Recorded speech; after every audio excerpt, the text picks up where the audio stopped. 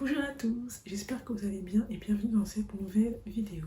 Donc aujourd'hui, j'avais envie de parler avec vous d'Instagram, l'addiction aux réseaux sociaux, ainsi que les comparaisons que l'on peut se permettre de faire, qu'on fait sans cesse, sans s'en rendre compte, entre notre vie, notre propre vie et ce qu'on voit sur les réseaux sociaux. Donc c'est parti pour la suite.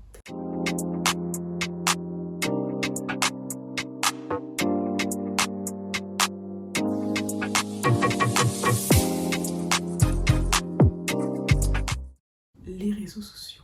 Donc dans cette vidéo, je vais plus me focaliser sur Instagram, étant donné que c'est l'appli phare, tendance du moment, et c'est également l'application, la deuxième application que j'utilise le plus après YouTube. Depuis quelques années, Instagram a explosé. Il faut savoir que Instagram a été créé en 2010 par Kevin Systrom et le but c'était de partager des photos, des vidéos avec ses proches, ses amis, tout simplement. Pour ma part, lorsque j'ai créé un compte sur Instagram, j'avais 14-15 ans, donc c'était en 2014-2015. Ce que j'aimais par-dessus tout sur Instagram, c'était les photos. Donc j'aime de base les photos et c'était la raison pour laquelle je m'étais créé un compte. Il faut savoir que c'était également à cette période-là, donc en 2014, 2015, 2016, qu'Instagram a vraiment bondi, je trouve, que les gens autour de moi parlaient de plus en plus de ce réseau social-là, de cette application-là. Pour ma part, en 2014-2015, je suivais beaucoup des femmes qui me ressemblaient, qui m'inspiraient. Et d'ailleurs, c'est grâce à elles, entre guillemets, donc c'est grâce aux inspirations que j'ai pu trouver sur Instagram que j'ai pu également changer complètement de look. Donc j'ai pas de photos de moi d'avant avec mon ancien look un peu garçon manqué parce que avant, il y avait tellement de confiance en moi qu'il était inconcevable qu'on me prenne en photo ou que je me prenne en photo comme je le fais là actuellement à 21 ans. Donc grâce à elle, entre guillemets, même si c'est moi qui a fait la démarche de changer de look, j'ai changé de look justement et je suis passée vers un look beaucoup plus féminin et beaucoup plus coloré qui me ressemble finalement totalement. D'ailleurs, c'est comme ça que j'ai pu apprendre à avoir confiance en moi. C'est sur Instagram que j'ai appris ce qu'est le développement personnel, ce qu'est s'accepter et s'aimer tel que l'on est, avec ses défauts, ses qualités et sa personnalité, sa propre personnalité. Donc, au niveau du réseau social Instagram, en 2014-2015, les comptes qui étaient plus ou moins en vogue, c'était surtout des comptes de voyage et de mode. Du moins, les photos qualitatives, on les retrouvait plus dans ce genre de compte, donc les comptes de voyage et de mode. C'est vrai que moi, quand je tombais sur ce genre de compte, je trouvais les photos complètement sublimes, ça me faisait rêver. Et j'avais également, moi aussi, envie de faire ce type de photos-là. Mais c'est vrai que pour les personnes lambda, comme moi, comme vous également, et on avait Instagram et on postait tout et n'importe quoi, soit des photos, À l'époque, on postait que des photos, il n'y avait pas vraiment de vidéos sur Instagram comme maintenant, il n'y avait pas de IG, les IGTV, les e-reels, etc. C'était que de la photo et on postait tout et n'importe quoi, même si la photo elle est floue, on postait vraiment de tout, on pouvait vraiment trouver de tout et les gens ne prêtaient pas forcément attention à la qualité de la photo. Le moment qu'on postait une photo pour partager avec ses potes, ses proches, etc., c'était l'essentiel, c'était le plus important, le principal. Au niveau des comparaisons, du coup on est toujours en 2014-2015, pour bien vous situer dans la vidéo, toujours en 2014-2015, pour ma part, la comparaison s'arrêtait un petit peu à là. C'était passager, mais ça s'arrêtait à là. Comparer un petit peu ma vie avec les comptes de voyage, parce que à cette époque-là, à ce moment-là, mon dernier voyage remontait à 2011, et c'est vrai qu'avant et après, j'avais pas trop voyagé.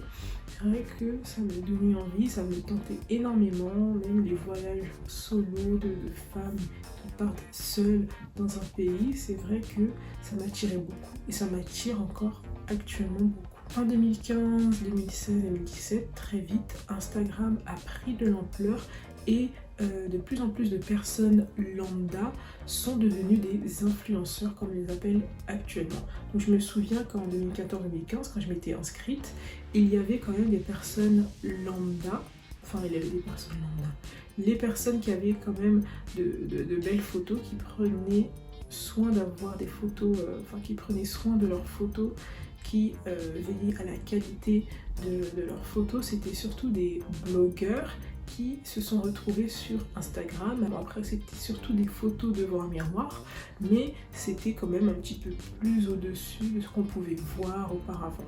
Et avant d'ailleurs, ces personnes-là, c'était avant tout des blogueurs. Ils avaient commencé à se faire connaître grâce à leur blog, et puis ils ont basculé sur Instagram pour avoir plus de notoriété, etc. Et parce que Instagram commençait à être vraiment le réseau social en vogue et commençait petit à petit à dépasser Facebook. Aujourd'hui, nous sommes tous d'accord pour dire qu'Instagram a nettement évolué, que ce soit l'application ou même les internautes, c'est-à-dire nous. J'ai l'impression que 3/4 des personnes sont devenues des influenceurs et que n'importe qui fait des partenariats à tout va. Donc ce qui est bien, je trouve, c'est que il y a vraiment de plus en plus de comptes qui t'apprennent pas mal de choses sur la vie. Par exemple, je suis beaucoup de comptes qui donnent des petits tips, des bons plans en tant qu'étudiant, qui parlent d'actualité, qui parlent de développement personnel, de sport, de la culture, de la sexualité féminine, etc. Donc ce qui est bien avec Instagram, c'est qu'on peut apprendre vraiment plein de choses. Après, ça dépend de qui vous suivez, mais en fonction du compte et du thème également, de la ligne éditoriale d'un compte Instagram, on peut apprendre plus ou moins plein de choses et je trouve ça super. D'ailleurs, moi j'ai appris pas mal de choses et c'est via Instagram, enfin, par Instagram, que j'ai pu pousser certains sujets. Pousser dans le sens, j'ai pu approfondir en faisant mes propres recherches sur tel ou tel sujet que j'avais lu ou vu sur Instagram qui m'intéressait. Et ça, c'est plutôt bien puisque ça va me permettre, ça m'a permis en tout cas d'avoir beaucoup plus de connaissances, d'aller me documenter moi-même, de faire de la recherche moi-même tout simplement sur un sujet qui m'intéressait. Donc voilà, vraiment Instagram, il y a pas mal de points positifs. On peut également trouver énormément d'inspiration, de personnes qui peuvent te motiver, etc.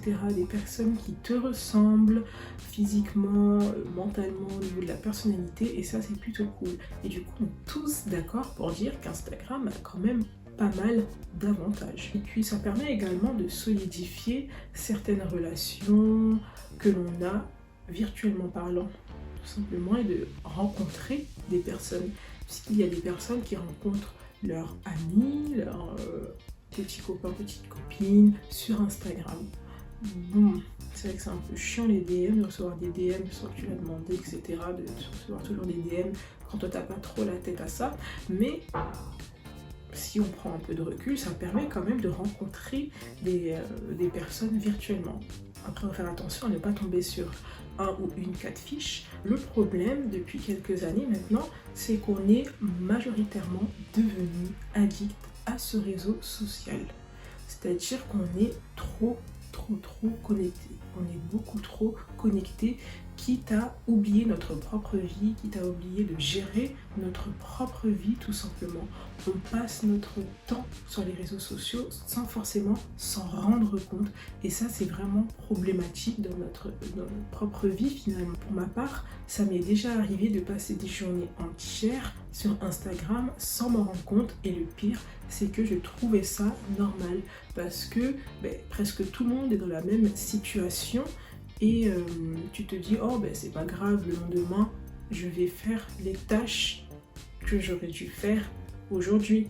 Mais non. Et finalement, Instagram pousse entre guillemets, à la procrastination. On a du mal à se motiver pour faire des actions de notre propre vie. On passe notre temps parfois à regarder des vidéos de motivation qui te disent de passer à l'action, mais au final, à force de regarder même ces vidéos-là, on procrastine et on fait rien, on ne fait plus rien. Et ça, c'est vraiment problématique. Je dirais pas est-ce que c'est dangereux?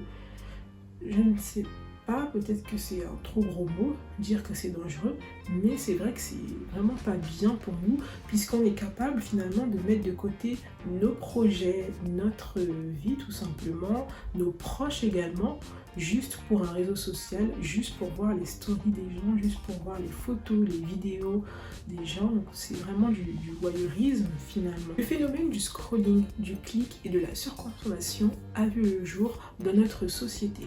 On ne se rend pas forcément compte, mais on passe notre temps à être sur Instagram et c'est vraiment pas bon. D'ailleurs, on est en train d'absorber, sans forcément s'en rendre compte, on est en train d'absorber un trop d'informations, que ce soit sous forme de photos, de vidéos ou de textes. Du coup, c'est comme ça qu'on va commencer petit à petit à comparer notre vie avec ce que l'on voit sur les réseaux sociaux. Par exemple, moi, j'ai 21 ans. J'avoue, je suis encore un petit bébé, mais je suis capable de prendre du recul par rapport à ce que je vois, ce que j'observe, ce que j'entends, ce que je lis sur Instagram. Mais vous avez pensé à nos petites sœurs, nos petits frères, les mineurs, qui sont en pleine construction de leur vie, qui sont en pleine croissance. D'ailleurs, il peut y avoir également la crise d'adolescence, etc.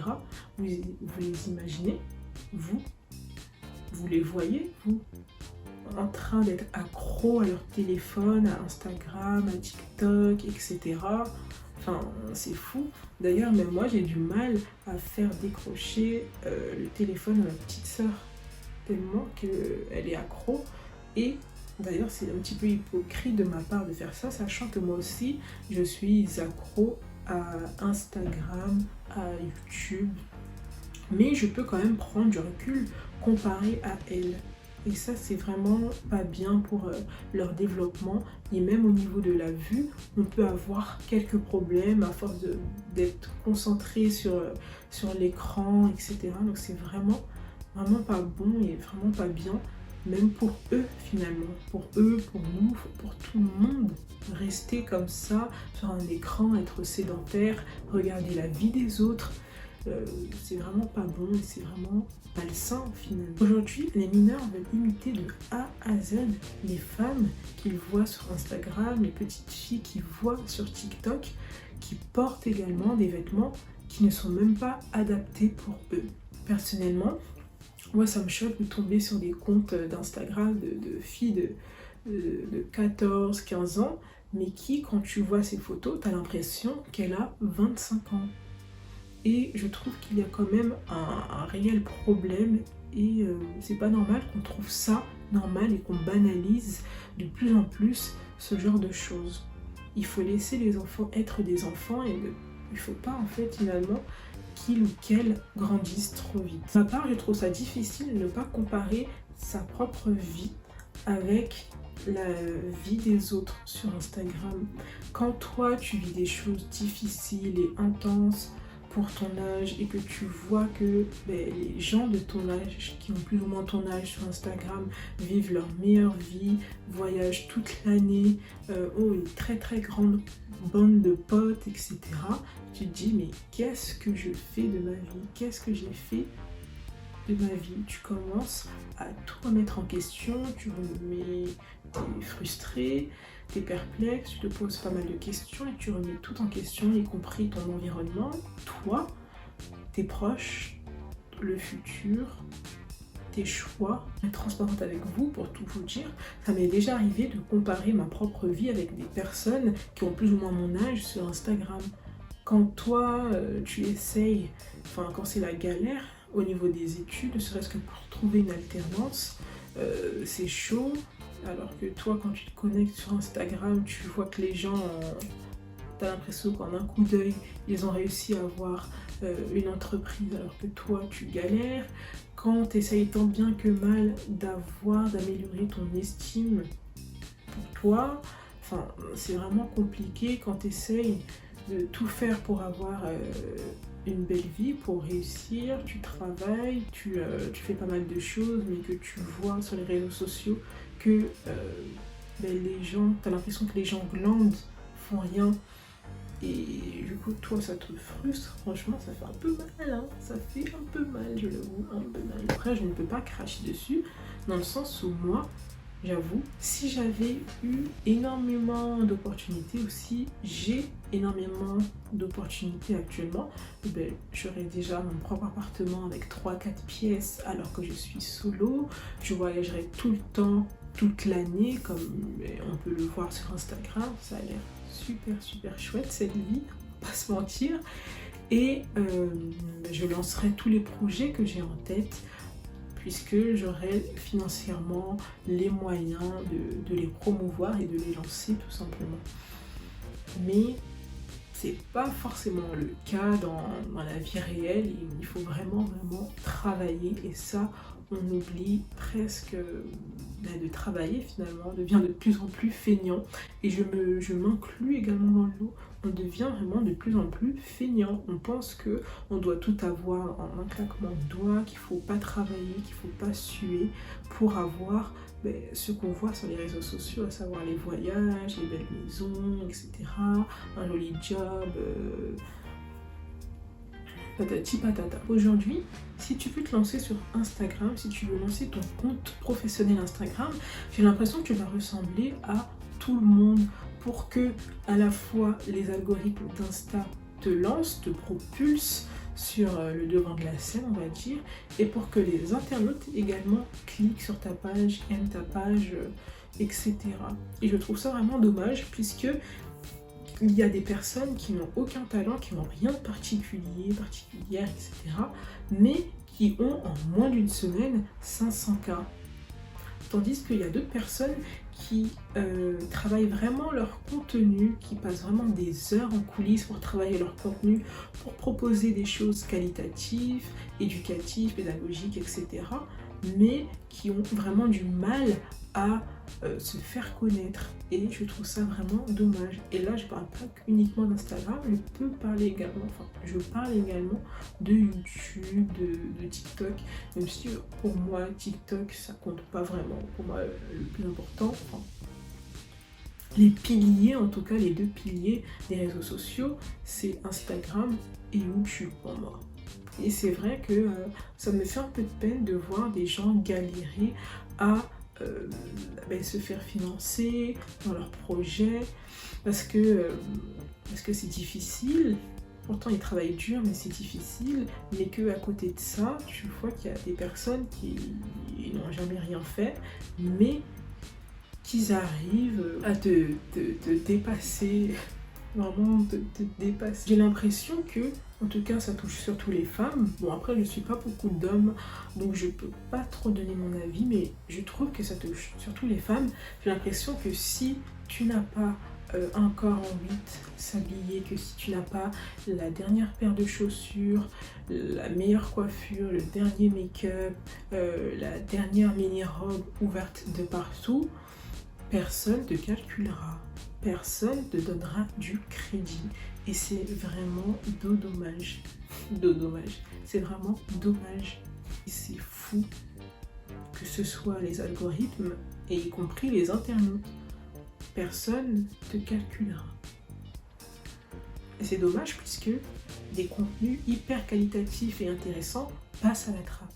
Et le pire, c'est que pour ma part, je me sens pas vraiment représentée par certains modèles, certaines personnes qui sont plus ou moins mises en avant sur Instagram. Que ce soit au niveau du physique, au niveau de la personnalité, au niveau du comportement, si la personne elle se filme H24 au niveau des stories, etc. Au niveau aussi des valeurs, mais ça encore, les valeurs, c'est difficile d'observer les valeurs d'une personne à travers un écran.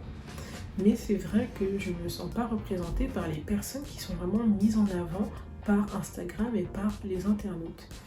Et je pense qu'on est plusieurs personnes dans ce cas de figure-là. Et c'est vraiment dommage. D'ailleurs, il y a eu une période où je me comparais beaucoup à ces femmes-là, alors qu'on se ressemble pas du tout. On se ressemblait vraiment pas. Et je sais pas pourquoi j'ai commencé à me comparer à elle. J'ai eu une période où j'ai commencé à me comparer à elle alors qu'on se ressemble pas du tout. ce sont des femmes qui sont différentes de moi. Je n'ai pas à me comparer à elles parce qu'elles sont différentes de moi. Chacun sa personnalité, son comportement, ses goûts et ses valeurs. Je ne suis pas obligée de respecter, de suivre strictement la mode, et y compris ces femmes et ces hommes qui ne me disent rien et qui ne m'inspirent pas. Et Instagram, c'est juste du virtuel. D'un point que je voulais absolument souligner dans cette vidéo, Instagram et même Facebook, Twitter, TikTok, etc. Ce sont juste du virtuel. Ce sont juste du virtuel. Instagram, c'est pas la réalité. C'est uniquement une vie virtuelle qu'on se crée tous, que l'on soit des personnes lambda comme des personnes professionnelles. On montre que ce qu'on a envie de montrer. Qui va montrer des photos d'elle, des vidéos en train de pleurer, en train de souffrir, en train de vivre des moments difficiles? Négligez personne. Même vous qui n'utilisez pas forcément Instagram à des fins professionnelles, enfin de manière professionnelle, vous ne mettrez pas des photos de ce genre-là. Personne a envie de mettre des photos, des vidéos qui nuiraient à sa propre image. Comme je l'ai dit plus haut dans la vidéo, il est vraiment important de prendre du recul sur ce que l'on voit sur Instagram, sur ce que l'on lit sur Instagram, et pas que Instagram, les réseaux sociaux en général. C'est important de prendre du recul, de faire des petites pauses temporaires tous les 2-3 mois. Et d'ailleurs, j'aimerais bien également me challenger, me lancer un propre défi en faisant des pauses de 2-3 semaines tous les 2-3 mois. Ensuite, ça va être tous les mois.